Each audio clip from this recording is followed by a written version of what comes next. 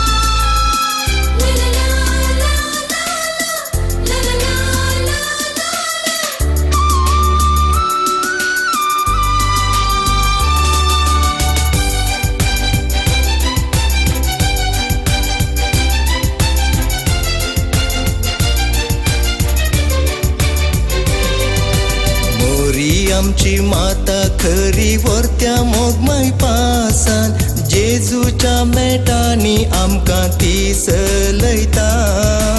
आपल्या गोपान आमकां भुरग्यांक मोगान घेवन सर्ग राजाक शाबी तायेन व्हरून